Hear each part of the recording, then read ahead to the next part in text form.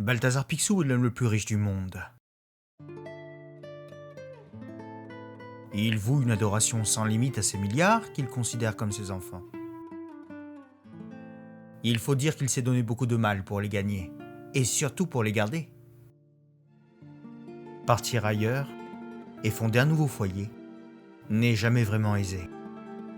En particulier lorsque les obstacles qui se dressent devant vous sont multiples, et vont du simple gredin au président des États-Unis d'Amérique.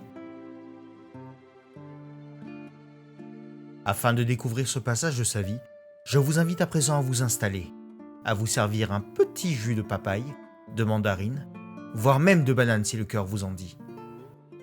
Et à savourer avec moi le 10e épisode de la jeunesse de Picsou qui s'intitule « L'envahisseur de Fort Donaldville ».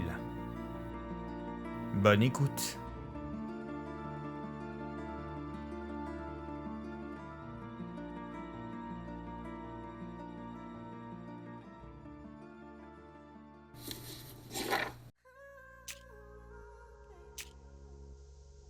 Après avoir fait fortune dans le Yukon, Balthazar décide de fonder son empire financier, à dimension internationale.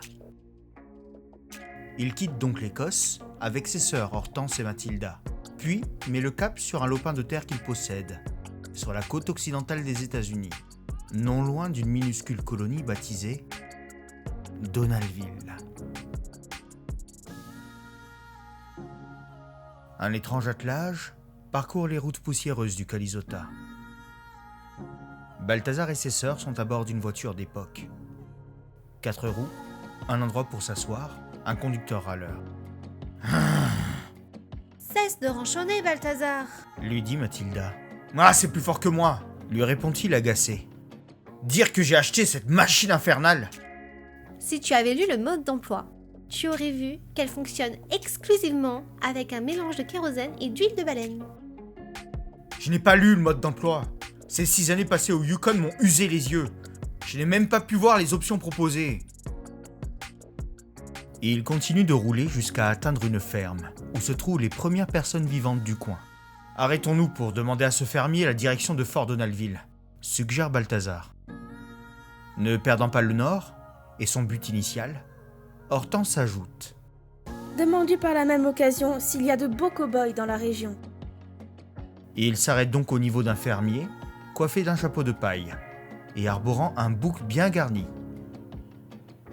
Il lui demande alors le chemin pour le fort Donaldville.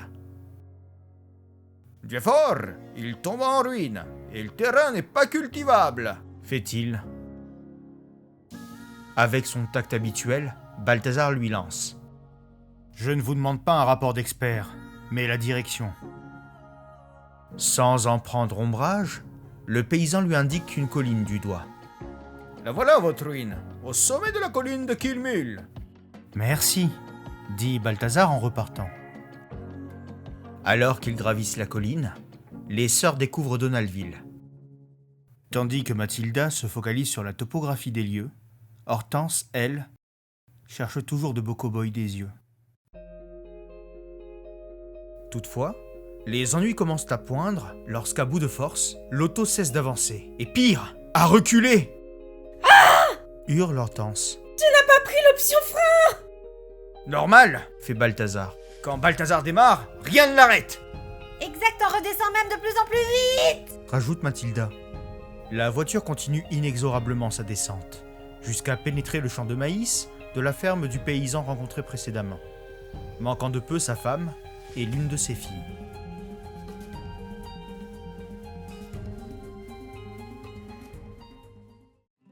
Balthazar et ses sœurs s'en tirent pratiquement indemnes. Millionnaire peut-être, mais attention les yeux. Lui lance Mathilda sur un ton de reproche. Hortense place sur le bec de Balthazar une paire de lorgnons. Dorénavant, tu ne quittes plus tes lunettes. Ah, ça va, lui répond Balthazar blasé. Balthazar sort péniblement du champ de maïs et vient trouver les habitants de la ferme. Ah, cet engin m'a raté de peu, s'exclame une femme blonde. C'est grâce à ton éternelle chance, Daphné. Lui répond sa mère. Il faudra rebaptiser la colline Kilmotor. L'ère de l'automobile commence, lui dit son mari qui était le paysan rencontré plus tôt. Balthazar demande à la mère de famille.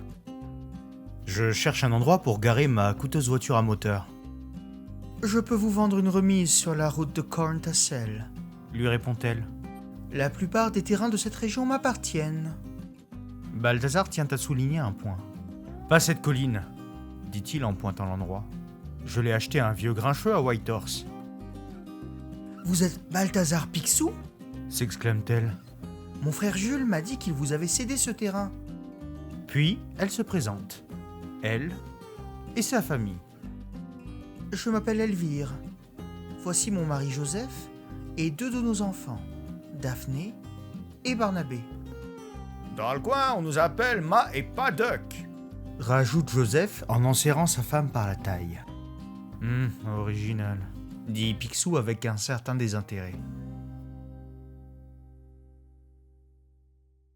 Puis, Elvire lui offre une explication historique sur le lieu qui l'avait acquis. C'est là-haut que mon arrière-grand-père Cornelius et Coutume a installé une colonie, dit-elle non sans une pointe de fierté. Tout un symbole. Et c'est là-haut que je bâtirai mon empire, enchaîna Balthazar. Cette dernière phrase vient soulever une remarque de la part d'Elvire. Dommage, les jeunes l'utilisent comme lieu de rendez-vous. Quels jeunes ? Dit Balthazar étonné. Les Castors Juniors. C'est mon père, Clinton et Coutume, qui a créé ce club. Loin d'être attendri, Balthazar ricane. Chasser les squatteurs est l'un de mes passe-temps favoris. Soudain, débarque un jeune homme. Effrayé par l'état du champ de maïs, il sursaute. Qui a détruit le maïs ? Elvire présente le nouvel arrivant. Aïe, voilà Rodolphe, notre petit dernier. Quand il verra les dégâts, il va piquer une crise. Et elle avait raison, puisque Rodolphe se met à hurler. À qui dois-je tordre le cou ? Hortense, ne supportant pas l'agression, hurle à son tour. Je rêve! Cette âne pleure pour de stupides maïs! Balthazar, surpris ni par l'un ni par l'autre, dit avec détachement. Ma sœur Hortense a le don de maîtriser n'importe quelle colère. Le couple de colériques reprend. Petite peste! Tu me parlerais autrement si j'avais une cravache à la main! Ça ne t'ôterait pas ton air de paysan borné! Le tonnerre gronde, l'orage tonne, puis viennent les éclaircies. Ils se regardent, se mirent, puis s'allume un autre genre d'étincelle.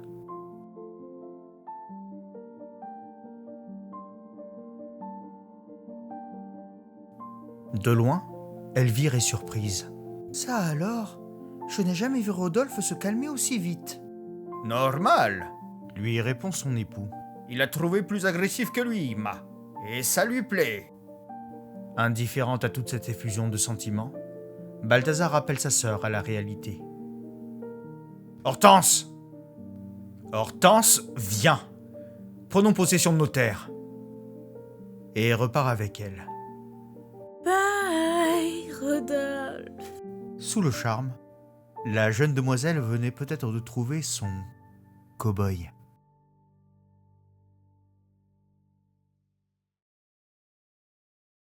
Tandis que le trio reprenait son ascension de la tueuse de mules, Pa et Maddox s'interrogent.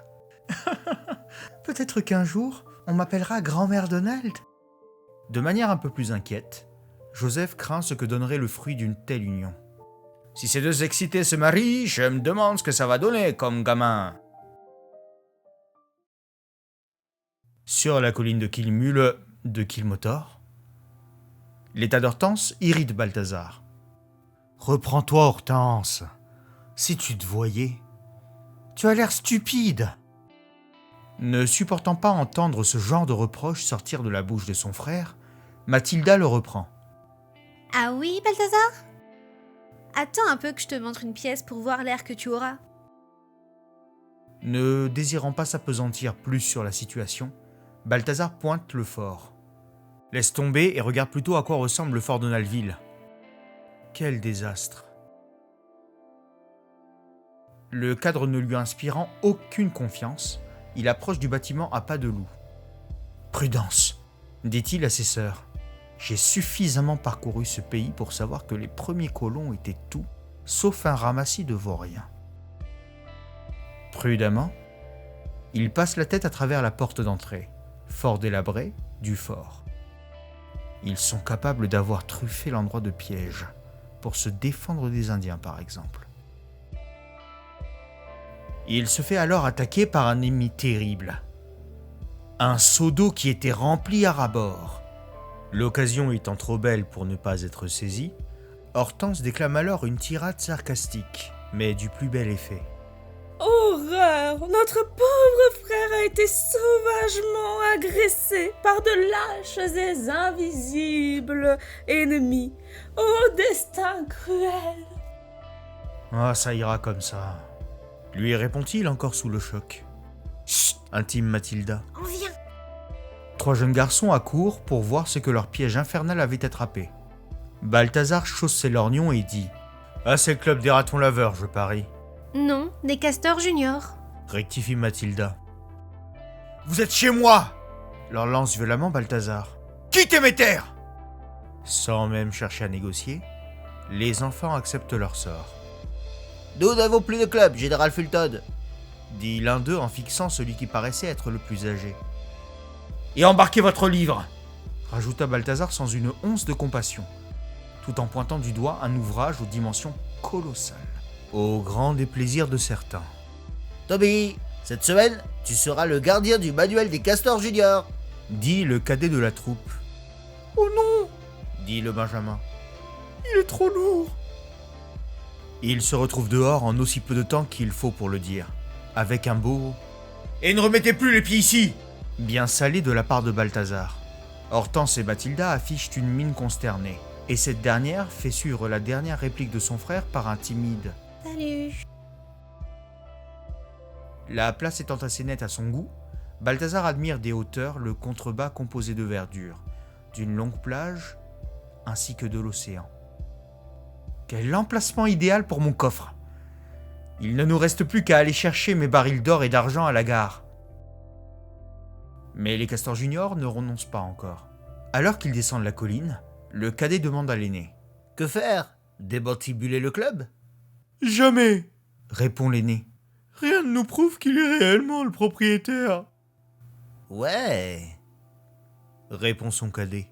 « Et si c'était un escroc ?»« Ou un agent ennemi ?» Écrivons aux autorités. En arrière-plan, le Benjamin se retrouve littéralement écrasé par le poids de la connaissance. J'en peux plus.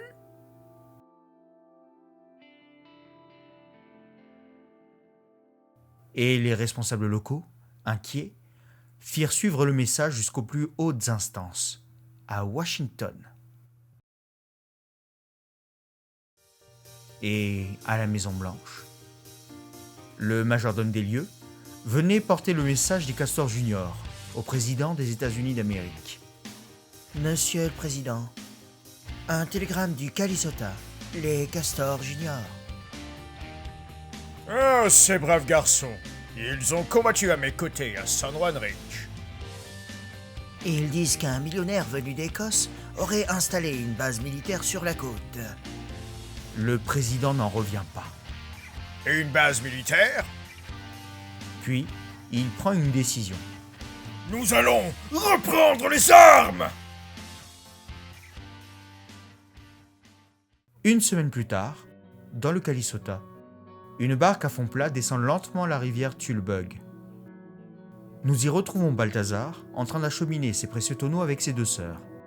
Vous voulez que j'achète un camion alors qu'il est si facile et gratuit de se laisser glisser sur l'eau? Sans prêter plus d'attention aux paroles de son frère, Mathilda lance. Heureusement. Fort Donaldville et en aval de la gare. Suivi d'Hortense qui s'exprime à son tour. Est-ce encore loin? Je crois que je vais m'écrouler. Les 2 sœurs se plaignaient, et à raison, puisque cela faisait des heures qu'elles poussaient sur leur perche afin de faire avancer le lourd radeau. Pour répondre à sa sœur et s'assurer qu'il vogue dans la bonne direction, Balthazar décide de mettre pied à terre et se rend vers une petite cabane. « Y a quelqu'un ?» Toutefois, il ne reçoit pour seule réponse que des propos incohérents. Du balai, on n'a pas tes cochons et tu n'as aucune preuve. Oups, désolé, j'ai trop mangé. Balthazar enchaîne. « Dites-moi juste si Donaldville est encore loin !» Mais la réponse des occupants de la cabane ne fait toujours pas de sens. On n'y est jamais allé. Et si on leur a volé des cochons, dites-leur que c'est pas nous. Excédé, Balthazar s'éloigne de la cabane. Rien à en tirer. Et il repart vers sa barque. Néanmoins, il était parti sans se douter de l'identité des habitants de la cabane, qui, eux, l'avaient reconnu. Il s'agissait de Gracier Rapetou et de ses fils. Balthazar Picsou. À l'époque, on était pirates sur le Mississippi. Alors comme ça, il s'installe dans le coin. On va lui rendre la monnaie de sa pièce, même si 22 ans se sont écoulés. Il nous a fait coffrer, Dit 176-617. Pendant 3 ans. Rajoute 176-167. Puis, ils disent tous à l'unisson. Rendons-lui une petite visite.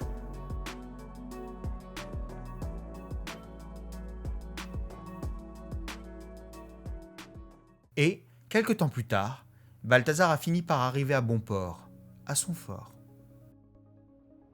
Encore un baril, et tout mon or sera à l'intérieur du fort. Il faudra ensuite que je m'occupe des plans pour l'édification de mon coffre. Ah, le dernier baril, dit-il, alors que ce dernier était en train de remonter seul la pente. Seul ? Pas vraiment. Puisqu'en fait, les personnes qui étaient à la manœuvre n'étaient nul autre que ses sœurs. Alors, contente ? Leur dit-il. Vous faites de l'exercice au grand air et vous êtes payé pour ça. Payé ? Lui répond Mathilda. 10 centimes de l'heure. Exploité, oui. Esclavagiste. Prenant conscience de l'effort qu'il leur a demandé, ainsi que de son éventuel caractère abusif, Balthazar essaye de se rattraper. Je vous jure que je recommencerai plus. Balthazar leur propose alors un bain. Mais un bain dont elles ne pourront jamais profiter puisqu'il s'agissait d'une proposition à prendre un bain d'or. Il ouvre un tonneau et s'y vautre, en bon vivant. À ce moment, quelqu'un vient toquer à la porte. Tandis que son frère se repose, Mathilda va à la rencontre de leur visiteur. Elle ouvre la porte et... Viens vite, Hortense. C'est un cow-boy, le premier. Est-ce Buffalo Bill? Ou Billy the Kid? demande Hortense. Celui-là est inconnu au bataillon. Lui répond Mathilda. Leur visiteur était un homme de bonne carrure, arborant un masque, ainsi qu'une belle moustache. Il affichait un air étonné et était accompagné de 3 autres personnes, quasiment semblables. À la vue de ce tableau qui lui semblait idyllique, Hortense saute de joie. Ils sont 4, 2 pour chacune. J'adore ce pays. Le plus âgé de leurs visiteurs calme leurs ardeurs. Du calme. Nous, on vient voir Balthazar Picsou. Bah pourquoi? Leur demande Mathilda. Il est dans son vin d'or. Nous, les bains, on les prend le samedi soir. Dit Gracier avant de vraiment comprendre ce qu'on venait de lui dire. Quoi? Les visiteurs se rapprochent tous de Balthazar et le mirent. Wow! Des tonneaux de pièces! Dit 176-167. Ce Maradonous? Millionnaire? Rajoute Gracier. Milliardaire même. Souligne Mathilda, fière de son frère. Balthazar semble reconnaître ses voix et se tourne vers eux. Ah! Les Rapetou!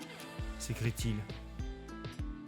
Un Rapetou l'enferme dans son tonneau et en cloue le couvercle, tandis qu'un autre se saisit des 2 sœurs par le col, le reste de la bande inspectant les tonneaux. Gracier n'en croit toujours pas ses yeux et attrape de grosses poignées de pièces et de billets, qu'il s'amuse à tirer et à remettre dans le tonneau. Quand je pense au mal qu'on s'est donné, pour voler des poulets et des cochons, alors que Picsou amassait gentiment cette fortune. Balthazar, en colère et toujours coincé dans son tonneau, hurle. Quittez mon domaine, immédiatement! Suspendus par le col à des poutres, Mathilda et Hortense réagissent différemment. Tandis que la première est paniquée et appelle son frère au secours, l'autre bout intérieurement.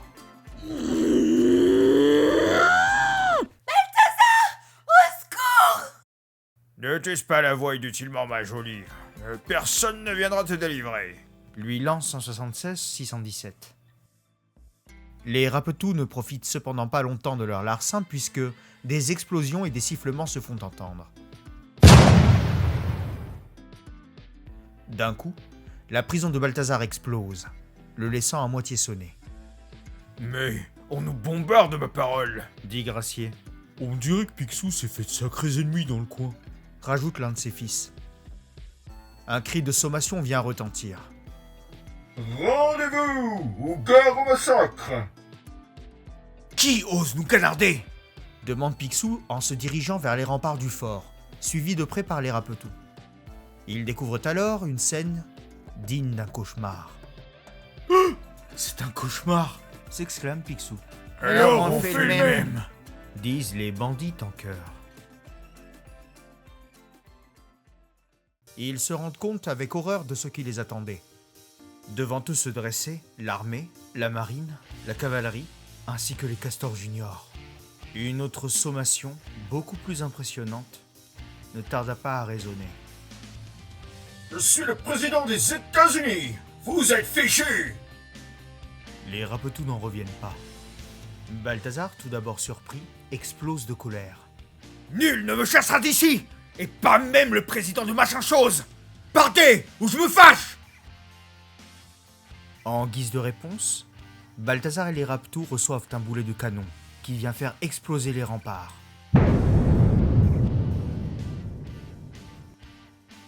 Recouverts des débris de la muraille de bois, les Rapetous paniquent.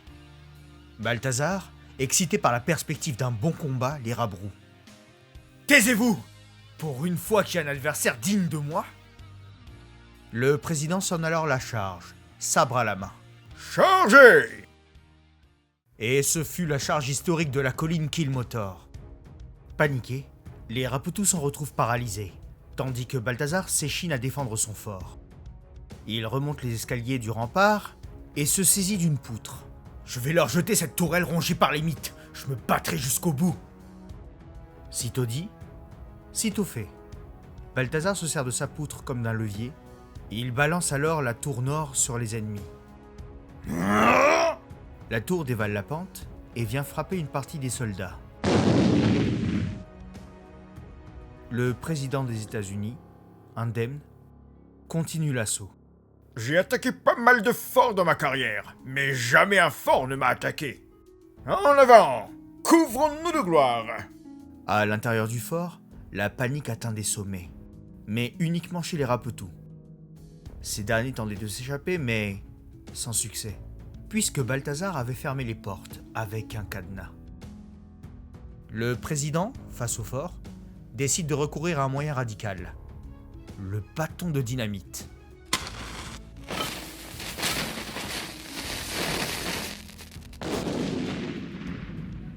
Mais à la place, il se prend la tour en pleine poire. Les portes explosent et dévoilent un Balthazar Picsou armé d'une poutre, dressé sur un monticule de Rapetous, tombé dans les pommes. Approchez, vous allez découvrir ce qu'est la combativité, l'agressivité écossaise. Mais ce n'était pas la seule surprise que réservait cette scène, puisqu'un autre monstre écossais venait d'être libéré. Hortense McPicsou et son balai de la mort. Moi aussi, j'en ai par-dessus la tête de ces Américains. Et ce fut la retraite historique de Killmotor. Les soldats en panique rebroussaient chemin. Le président sortit des décombres en dessous desquels il était enseveli. Revolver et sabre à la main, il se rue vers Balthazar. Il ne sera pas dit qu'un étranger tienne en échec l'armée des États-Unis. J'en fais une affaire personnelle. Et après la charge et la retraite, vint l'instant historique du duel entre deux titans. Qui allait l'emporter? Au moment du contact, les deux adversaires sont pris de surprise. « Mais vous êtes Buck Picsou du Montana ?» dit le président. « Et vous ?» lui répond Balthazar, celui qui était coincé sous une pierre, à côté d'un squelette de « Dinosaure !» finit Theodore Roosevelt en lui posant la main sur l'épaule. « Et moi qui te prenais pour un étranger arrogant !» J'ignorais que vous aviez fini comme président des États-Unis. Remarquez, il y a des femmes moins honorables, souligne Balthazar. En arrière-plan, Mathilda, à présent libérée, se dirige vers sa sœur. J'espère que tu n'as blessé aucun de ces courageux cavaliers, Hortense. Courageux? Lui répond-elle. Fuyard, oui. À ses côtés se trouvait Rodolphe. Mais, assez chauvin, ce dernier réagit mal à cette dernière pique. « Qui t'a donné l'ordre de chasser l'armée à coups de balai, hein? Qui ?» Hortense, qui ne compte clairement pas se laisser faire, lui jette à son tour ses mots au visage. Qu'est-ce que tu viens faire ici, toi? Retourne à tes épis de maïs! Cette explosion de colère ne fait que les rapprocher encore plus, et ils finissent yeux dans les yeux. Le président demande à son ami retrouvé pourquoi il n'a pas répondu à sa première sommation, et Balthazar nomme les responsables. Les Rapetou. Ces derniers se font arrêter, mais pour une fois, cela les emplit de joie. Et ils se rendent tout guillerets en détention, tout en nourrissant un projet, celui d'agrandir la famille en vue de pouvoir attaquer le futur dépôt de Balthazar.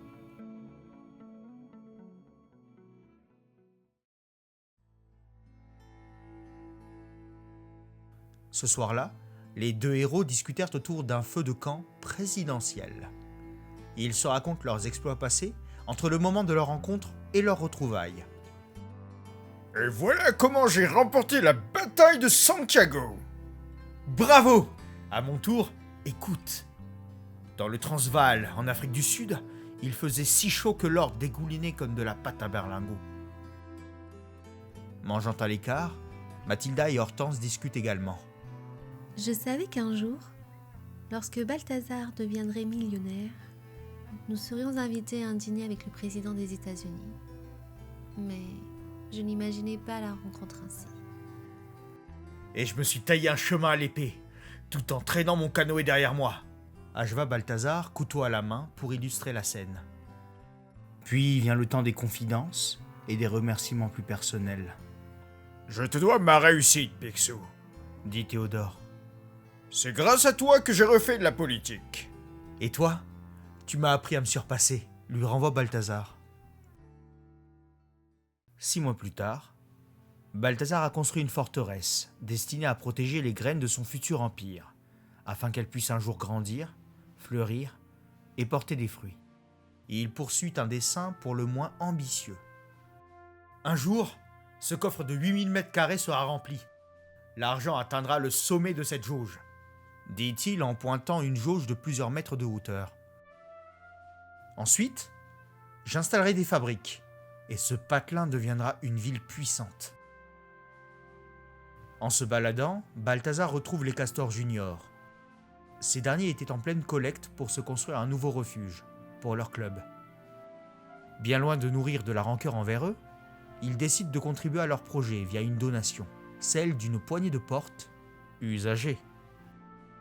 De notre ville a bien changé depuis l'arrivée de Monsieur Picsou, dit l'un des enfants en souriant. Balthazar poursuit son chemin et croise un homme et sa femme, à bord d'une carriole. L'homme s'adresse à lui. « Hello!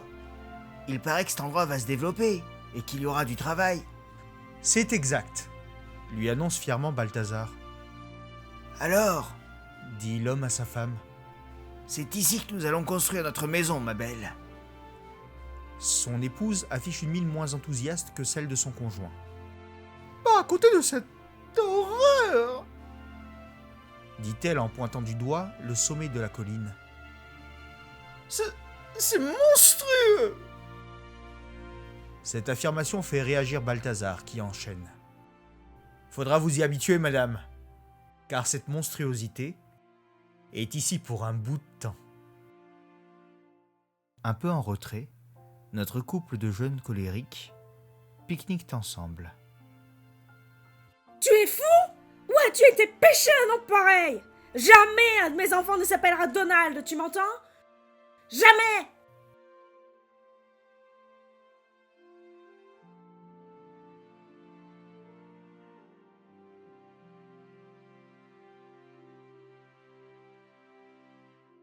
C'est ici que prend fin ce 10e épisode. J'espère que votre boisson fut bonne et que vous avez apprécié ce moment. N'hésitez pas à liker, partager, activer la cloche et à vous abonner si ce n'est pas déjà fait et si le cœur vous en dit. À bientôt pour de nouvelles aventures.